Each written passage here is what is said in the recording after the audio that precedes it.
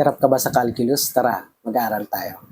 So we have here a problem. Evaluate the integral of x squared with respect to x from 1 to 2.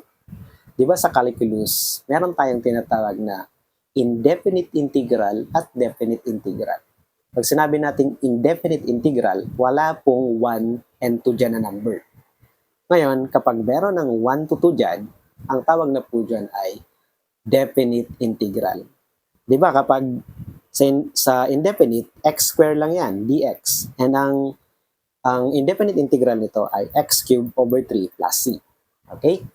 Pero pagdating sa definite integral, wala na pong plus c. Okay? So, pero before natin isolve yan, alam nyo ba na ang importance ng definite integral ay makukuha natin yung tinatawag na area under the curve. So, ang curve natin dito ay y equals x squared.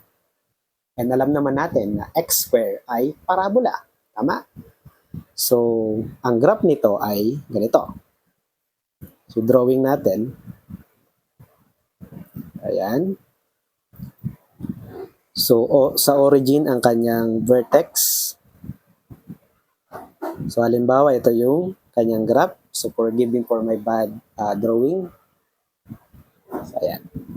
So, since yung lower at upper limit ay 1, 2, sa madaling salita, from 1 to 2, yan po ay nasa x-axis.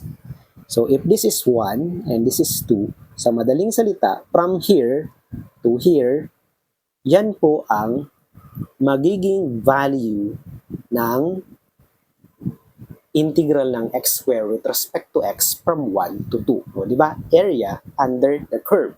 Okay?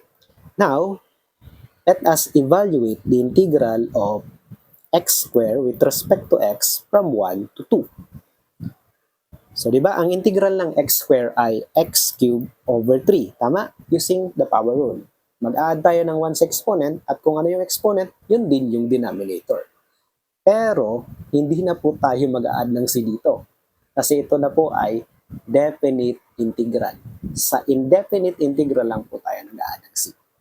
So, since hindi na tayo mag-a-add ng c, instead, ilalagay po natin yung kanyang limit from 1 to 2. Ngayon, paano ba siya i-evaluate? Ngayon, isa-substitute muna natin yung upper limit.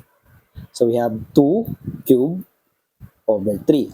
Minus, yung lower limit naman na 1. 1 cube over 3. So, we have 2 cube is 8, diba? 2 times 2 times 2.